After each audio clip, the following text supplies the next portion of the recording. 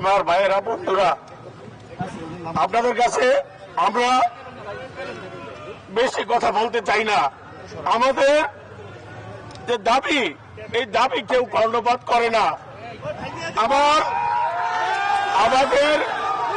আমাদের এই চোখের পানি কেউ আমলে নেয় না ভাই।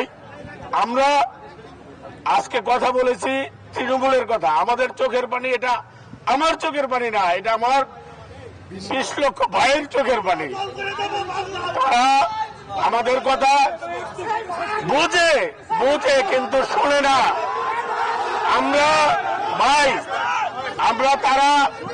আজকে আমরা অনেক ভাই, আমরা 10-12 জন ভাই গেছিলাম। আমাদের কথা তারা সব বুঝে, আমরা বলার আগেই বুঝে, কিন্তু ভাই না বুঝার বান করে। এই বানটা আমরা সহ্য করতে পারতাছি না, কারণ আমাদের পেটে ক্ষুধা, আমার ব্যাংকের লোন আছে, আমার ভাইরা বেকার হয়ে যাইতাছে। আপনারা আমাদের কথা বুঝেন। লাস্ট একটা কথা তারা বলছে, আগামীকাল বিভিন্ন মন্ত্রণালয় নিয়ে 3টা বাজে বসবে। এই কারণে ভাই আপনারা কালকা পর্যন্ত একটু শান্ত থাকেন। আমাদের চোখের পানির দাম ওনারা দেয় না ভাই। কথা বলেন ভাই। আজকে আমরা যারা বিটিআরসির ডিজির সাথে বসেছিলাম, আমাদের প্রত্যেকটা ভাই একমাত্র এজেন্ডা ছিল ইউজফুল। আমাদের আর আজকের কোনো এজেন্ডা ছিল না। আমরা বলেছি যে এই দেশের যারা ইউজার 70 থেকে 75% লোক ইউজফোন ব্যবহার করে, ইউজফোন কিনে এবং নিজের হাতের ফোনটা বিক্রি করে এক্সচেঞ্জ করে। আমরা বলেছি যে আপনারা ইউজফোনটাকে কেন বারবার কোলন, কপি, রিফারবিশ বলে কেন কালিমা লেপন করতেছেন? আমরা কোলন কপি বেচি না।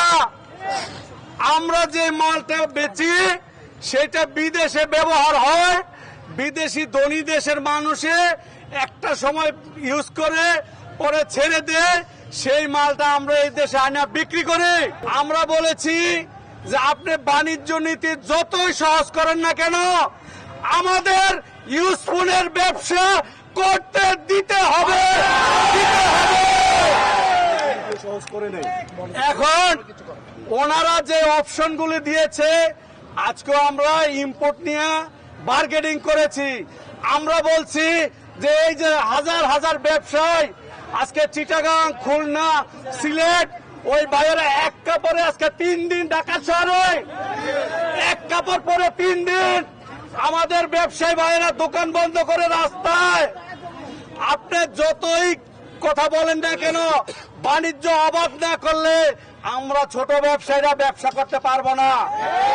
উনি বলেছেন আপাতত সেকেন্ড হ্যান্ড ফোন নিয়ে আমাদের প্রিপারেশন নাই। আমি বলছি যেহেতু, 1 মিনিট শোনেন, আমরা বলছি যেহেতু আপনি নতুন ফোনের জন্য এনআইআর সিস্টেম চালু করার জন্য এই 8-10টা কোম্পানি থেকে টাকা নিয়েছেন, আপনি পুরান ফোনের জন্য আপনার যা ইকুইপমেন্ট লাগে আমরাই সারা বাংলাদেশের ব্যবসায়ীরা সেইটার জন্য টাকা দেব। তারপরে আমাদের ইউজ ফোনের ব্যবসা, এটা আমাদের দাবি না, আমাদের ডিমান্ড না, কাস্টমারের ডিমান্ড। আপনি কোন জাতিকে আপনি এইভাবে ছুঁড়ে ফেলতে পারেন না। যেই পণ্য এই দেশে 75% লোক ইউজ করতে চায়, কিনতে চায়, সেটা আপনি বাধা দিতে পারবে না। যাই হোক, আমি কথা বাড়াবো না। আজকে বক্তব্য দিন না, আজকে প্রত্যেকটা বাইক কাজরা করেছে। কালকের দিন আমাদের লাস্ট মিটিং। কালকে আমরা ওই মিটিং থেকে বের হয়ে আমরা সিদ্ধান্ত নেব যে আমরা কি করব। আমরা দেখিয়ে দিতে চাই এই ব্যবসায়ীরা কি করতে পারে।